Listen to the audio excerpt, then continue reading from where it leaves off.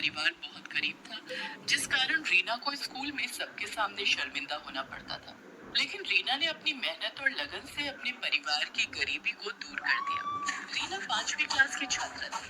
वो दौड़ी दौड़ी स्कूल की तरफ जा रही थी, लेकिन जब वो स्कूल पहुंची तो उसकी क्लास शुरू हो चुकी थी। वो जब अपनी क्लास में पहुंची तो मैडम ने उसे दरवाजे पर ही रोक दिया। रुक जाओ रीना, तुम आज भी लेट आई हो। ये तुम्हारी रोज की आदत बनती जा रही है। आज तुम्हें इसकी सजा मिलेगी। लेकिन मैडम, मैंने जानबूझकर लेट नहीं किया। मैं कुछ नहीं सुनना चाहती। आज तुम सारा दिन क्लास के बाहर खड़ी रहोगी। रीना ने मैडम की बात का कोई जवाब नहीं दिया और चुपचाप क्लास के बाहर खड़ी हो गई। दरअसल रीना के घर से स्कूल की दूरी पूरे 5 किलोमीटर थी। रीना अपने घर से स्कूल तक रोज पैदल आया करती थी, क्योंकि उसके पास रिक्शे या स्कूल बस का किराया देने के लिए पैसे नहीं थे। रीना के माता पिता बहुत ही गरीब थे। रीना के पिता सब्जी बेचा करते थे। उससे उनकी जो कमाई होती, उससे उनका गुजारा किसी तरह से चल पाता था।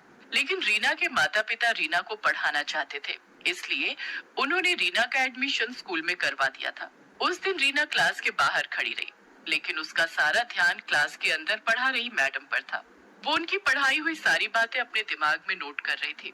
रीना पढ़ने लिखने में बहुत होशियार थी। जब सारा दिन खत्म हो गया तो मैडम ने रीना को क्लास के अंदर बुलाया और कहा, रीना, कल से समय पर स्कूल आना, नहीं तो तुम्हें स्कूल में एंट्री नहीं मिलेगी। और ये क्या है? अभी तक तुमने नई स्कूल ड्रेस नहीं सिलवाई है। तुम्हारी शर्ट में कितने पैबंद लगे हुए हैं। मैडम, मैंने मम्मी पापा से कहा था, लेकिन अभी उनके पास पैसे नहीं हैं। जब पैसे होंगे तो वो मेरे लिए नई स्कूल ड्रेस ला देंगे। ठीक है, अब तुम घर जाओ। रीना के फटे हुए स्कूल ड्रेस को लेकर क्लास की लड़कियां उसका बहुत मजाक उड़ाती थी, लेकिन रीना किसी से कुछ नहीं कहती।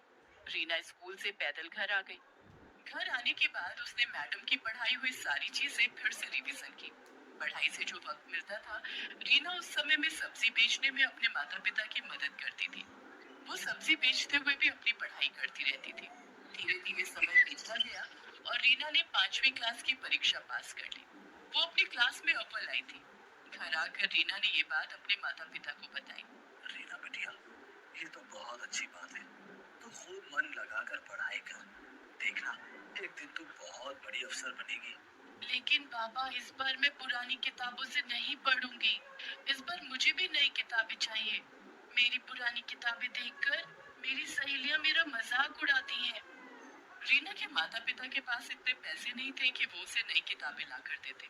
इसलिए रीना अपने किसी सीनियर से सेकंड हैंड किताबें कम कीमत में खरीद लेती थी। लेकिन इस बार रीना ने किशोर से नई किताबों की डिमांड कर दी थी। रीना की बात सुनकर किशोर परेशान हो गया। किशोर को इस तरह से परेशान देखकर रीना की माँ तारा ने रीना से कहा, रीना बेटी, तुझे पढ़ाई करने से मतलब है या नई किताब से? पढ़ाई से। तो पढ़ाई पुरानी किताब से भी हो सकती है। किताबें नई या पुरानी होने से कुछ नहीं होता। नई किताब में जो बातें लिखी होंगी, वही तो पुरानी किताब में भी लिखी होंगी। इसलिए तू पुरानी किताब से पढ़ाई कर ले। ठीक है माँ। रीना इस बार भी अपने किसी सीनियर की पुरानी किताब सस्ते दाम में खरीद लेती है।